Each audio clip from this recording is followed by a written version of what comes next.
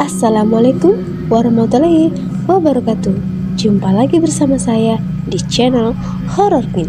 Untuk kali ini saya akan membawakan sebuah kisah yang berjudul Misteri Hilangnya Uang Pedagang di Pasar Tradisional. Dan ternyata inilah penyebabnya. Namun sebelumnya silakan klik tombol like, subscribe, dan hidupkan lonceng notifikasi untuk mengetahui cerita terbaru dari channel ini. Dan seperti apa kisahnya? Mari kita simak ceritanya. Di sebuah desa kecil di Jawa, berdirilah sebuah pasar tradisional yang menjadi pusat kehidupan warga. Pasar itu selalu ramai di pagi buta. Pedagang dari berbagai desa sekitar berkumpul, membawa hasil bumi, sayur segar, daging, dan membawa barang-barang kebutuhan sehari-hari. Hiruk-pikuk di pasar dipenuhi suara tawar-menawar, tawa ceria, dan aroma masakan tradisional yang menggoda. Namun, akhir-akhir ini suasana pasar berubah menjadi sangat berbeda. Meski masih ramai, ada aura kegelisahan yang sulit diabaikan. Para pedagang yang biasanya sibuk menjajakan dagangan dengan senyum lebar, kini lebih sering berbisik-bisik satu sama lain membicarakan hal aneh yang terjadi di akhir-akhir ini. Setiap hari yang hasil dagangan mereka hilang secara misterius. Mulanya, beberapa pedagang yang kehilangan sebagian kecil uang, mereka mengira uang itu terjatuh atau salah menghitung. Namun lama-kelamaan jumlah yang hilang semakin banyak dan semakin banyak pedagang yang menjadi korban. "Apa kau juga kehilangan uang dagangan, Bu Lasmi?" tanya tetua paguyuban pedagang kepada seseorang wanita paruh baya yang menjual sayuran. Bu Lasmi mengangguk dengan wajah lesu. "Iya Pak Darto, entah bagaimana caranya, uang di laci saya lenyap begitu saja. Padahal tadi malam saya sudah memastikan semua terkunci rapat. Aneh sekali, aku juga kehilangan uang padahal gembok warungku tak rusak," timpal Parto penjual kopi yang duduk tak jauh dari mereka. Desas-desus ini menyebar dengan begitu cepat. Sebagian pedagang menduga ada pencuri yang sangat lihai masuk ke pasar untuk mencuri. Namun, ada juga percaya bahwa ini bukanlah ulah manusia biasa. "Aku mendengar suara aneh tadi malam," bisik Bu Lasmi. "Seperti tawa anak kecil, tapi saat aku keluar mengecek tak ada siapapun di sana." Suasana pasar berubah menjadi hening. Para pedagang saling bertatapan dengan penuh kekhawatiran. Di desa itu, cerita makhluk gaib seperti tuyul bukanlah hal yang baru. Banyak yang percaya bahwa tuyul sering dipelihara oleh orang-orang yang ingin cepat kaya dengan hal yang tak lazim. Tuyul akan mencuri uang dari orang lain dan membawanya kepada tuannya. "Jadi kau pikir ini ulah tuyul?" tanya Pak Parto dengan nada serius. Bu Lasmi mengangguk pelan. "Aku tak tahu pasti, Pak, tapi rasanya ini bukan pencurian biasa. Kalau memang pencuri itu manusia, mengapa tidak ada yang melihatnya masuk? Pasar ini kan dijaga ketat setiap malamnya." Pak Darto terdiam sejenak merenungkan kata-kata Bu Lasmi. "Kalau begitu, kita harus melakukan sesuatu. Kita tidak bisa membiarkan ini terus terjadi. Malam ini, aku akan mengumpulkan orang-orang untuk ronda bersama. Kita harus mencari tahu siapa atau apa yang bertanggung jawab atas semua ini." Malam itu ketika pasar sudah tutup dan gelap mulai menyelimuti desa, para pedagang berkumpul di sebuah warung kecil di tengah pasar. Rasa takut bercampur tekad untuk mencari kebenaran.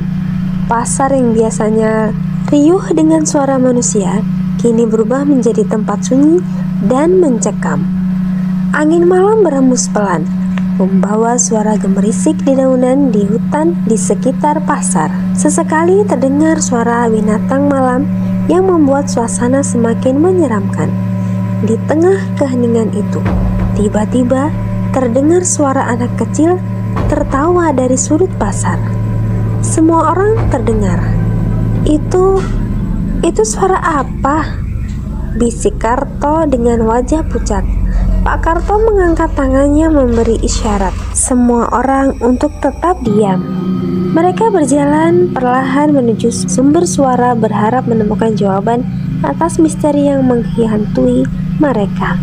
Namun ketika mereka sampai di tempat, tak ada siapapun di sana. Yang tersisa hanyalah lantai pasar yang kosong dan bayangan gelap yang bergerak tampak dari kejauhan.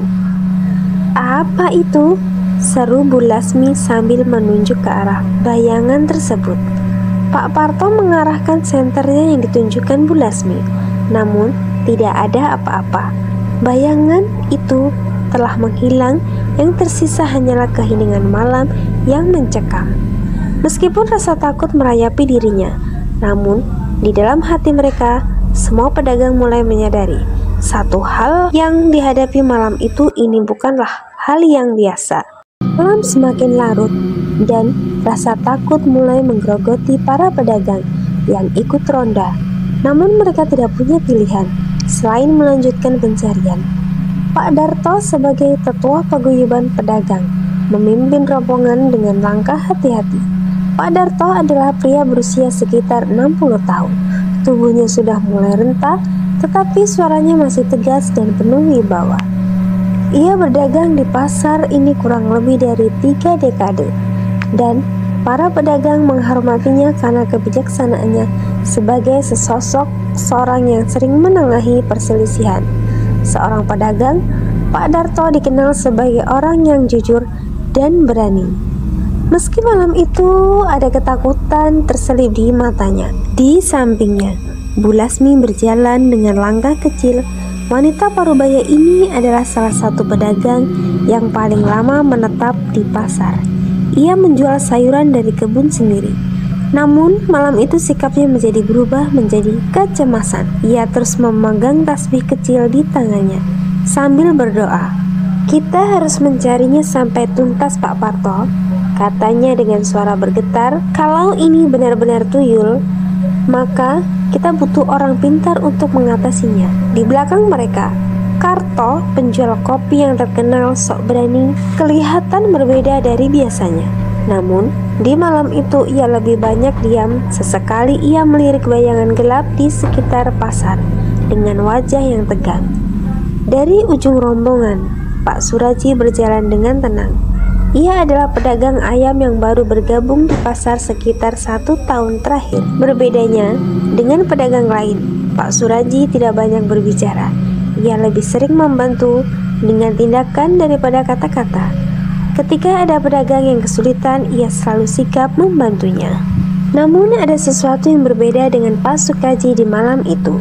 Wajahnya tampak lebih serius dari biasanya, dan matanya terus memindai setiap sudut pasar dan saksama. "Kalau ini ulah tuyul, kita harus berhati-hati," katanya pelan. "Makhluk itu tidak bisa dihadapi dengan cara biasa." "Memangnya kau tahu banyak tentang tuyul, Pak Suraji?" tanya Bu Lasmi. Matanya menyipit curiga. Pak Suraji tersenyum tipis. Hanya cerita dari kampung halamanku saja. Dulu di daerah ada orang yang memelihara tuyul. Biasanya mereka hanya mencuri dari orang-orang kaya. Tapi kalau sudah putus asa, mereka bisa mencuri dari siapa saja. Jawaban itu membuat menjadi suasana yang tegang.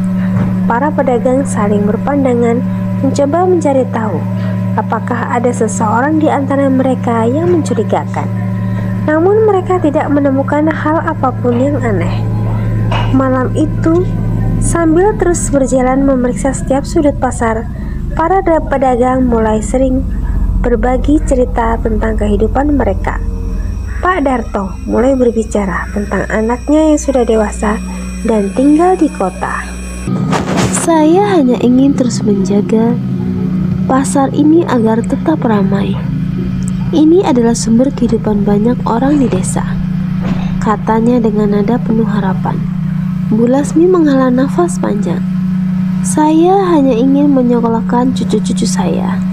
Kalau uang terus hilang seperti ini, bagaimana nasib kami nanti?" Karto yang biasanya penuh canda kali ini tampak lebih serius.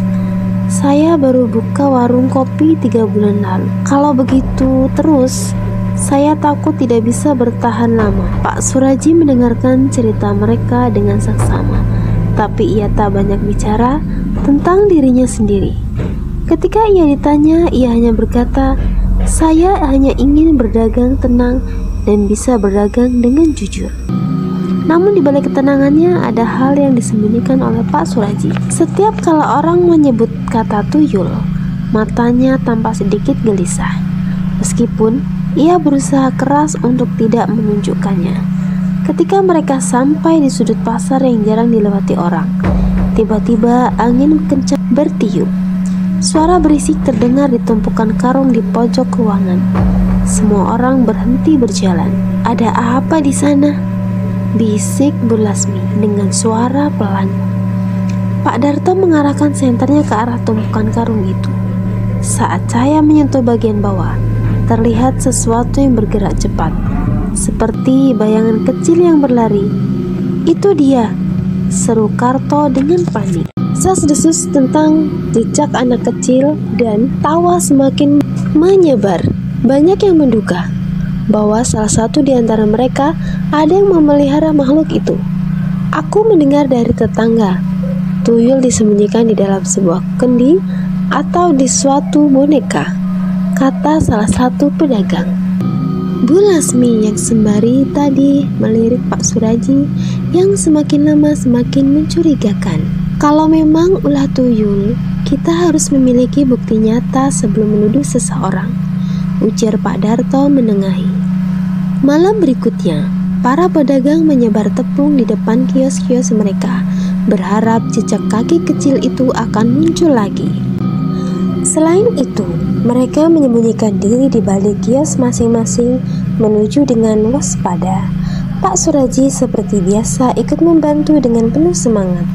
Ia menyarankan agar memasang beberapa cermin di sudut pasar, karena konon tuyul takut akan bayangannya sendiri. Namun, malam semakin larut, tidak ada tanda-tanda kehadiran dari makhluk itu. Para pedagang sudah merasa lelah dan hampir menyerah. Namun, tiba-tiba, suara tawa kecil itu terdengar lagi. Kali ini lebih jelas dari sebelumnya. "Itu dia!" bisik Bu Lasmi dengan wajah penuh ketakutan. Ia menunjuk ke arah bayangan kecil yang bergerak di dekat warung Pak Sukaji. Pak Darto memberi isyarat semua orang agar tetap diam. Mereka bergerak perlahan, mencoba mengepung bayangan tersebut. Namun, bayangan tersebut hilang begitu saja. Ketika mereka memeriksa lantai, mereka menemukan jejak kaki yang sama. Kali ini lebih jelas, karena menempel di tepung yang mereka taburkan. "Lagi-lagi jejaknya mengarah ke warung Pak Sukaji," kata Bu Lasmi. Pak Sukaji terdiam, wajahnya sulit dibaca. Namun, tiba-tiba Pak Sukaji berkata, "Kalau kalian mencurigaiku, aku siap diperiksa warungku."